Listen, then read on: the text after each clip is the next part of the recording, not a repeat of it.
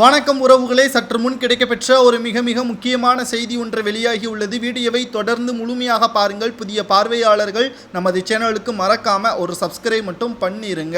வருகின்ற மக்களவை தேர்தலில் ஆவணங்களில் அதிமுக சார்பில் எடப்பாடி பழனிசாமி அவர்கள் கையொப்பம் இடக்கூடாது என்று எதிர்ப்பு தெரிவித்து வழக்கறிஞர் ராம்குமார் ஆதித்தன் தேர்தல் ஆணையத்தில் மனு ஒன்றை அளித்துள்ளார். ஏற்கனவே எடப்பாடி பழனிசாமி அவர்களுக்கும் ஓ பன்னீர்செல்வம் அவர்களுக்கும் பல வழக்குகள் நீதிமன்றத்தில் நிலுவையில் இருக்கக்கூடிய நிலையில் வேட்பாளர்களின் பிஃபார்ம் பட்டியலில் எடப்பாடி பழனிசாமி அவர்கள் கையொப்பம் இட முடியாது. காரணம், ஒருங்கிணைப்பாளராக இருக்கக்கூடியவர் தான் ஓ பன்னீர்செல்வம் அவர்கள் மட்டும்தான். அதாவது அந்த பதவியில் யார் இருக்கிறாரோ அவர் மட்டும்தான் பிஃபார்மில் கையொப்பம் இட வேண்டும் என்று தேர்தல் ஆணையத்திடம் 2019 ஆண்டிலேயே பதிவு செய்துவிட்டது. ஆனால் அந்த பதிவு தற்பொழுது ரத்து ஆகவில்லை. மாறாக தேர்தல் ஆணையத்திடம் முறையிடவும் இல்லை, இதை மாற்ற வேண்டும் என்று. ஆனால் எடப்பாடி பழனிசாமி அவர்கள் திடீரென்று அதிமுகவின் பொதுச் செயலாளர் என்ற முறையில் பிஃபார்மில் நானே கையொப்பம் விடுவேன் என்றும் யாரை வேட்பாளராக நிறுத்த வேண்டும் என்ற முழு அதிகாரம் எனக்குத்தான் இருக்கிறது என்றும் சமீபத்தில்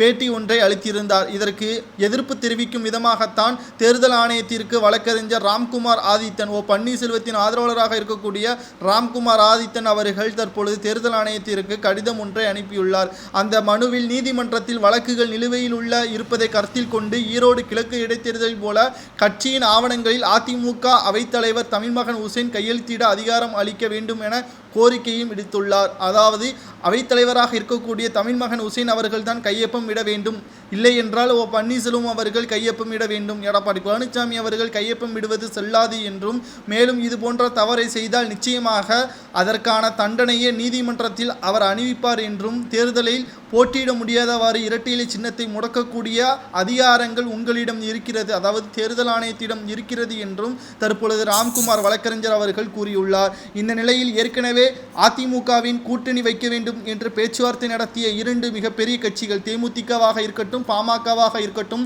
இரண்டு கட்சிகளும் கடைசி நேரத்தில் கையை விரித்து விட்டது. எந்த ஒரு ஆதரவும் கிடையாது.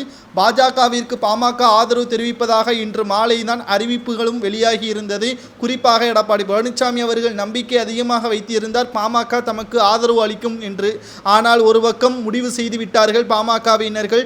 ஏற்கனவே 2 நாடாளுமன்ற தொகுதிகளை இழந்த நிலையில் தற்பொழுது கூட்டணி அமைத்தால் வெற்றியடைய வேண்டும் என்ற இலக்குடன் பாமக நாடாளுமன்ற தேர்தலில் பாஜகவுடன் ஆதரவு தெரிவிப்பதாக முடிவு செய்துவிட்டு பிரதமர் மோடி அவர்களை இன்று மாலை ராமதாஸ் அவர்கள் விமானம் மூலமாக சென்று நாளை காலை சந்திக்க உள்ளதாகவும் தகவல்கள் வெளியாகி இருக்கிறது. இதனால் எடப்பாடி பழனிசாமி அவர்கள் என்ன செய்வதென்று தெரியாமல் தலைமை கிடைத்துவிட்டது. ஆனால் அதை பயன்படுத்த முடியாமல் தற்பொழுது திணறி வருவதாக அரசியல் வட்டாரங்களில் பேச்சுக்கள் அடிபட்டு வருகிறது. இதை பற்றி உங்களது கருத்துக்களை மறக்காம நமது கமெண்ட் வாயிலாக கூறுங்கள். நன்றி, வணக்கம்.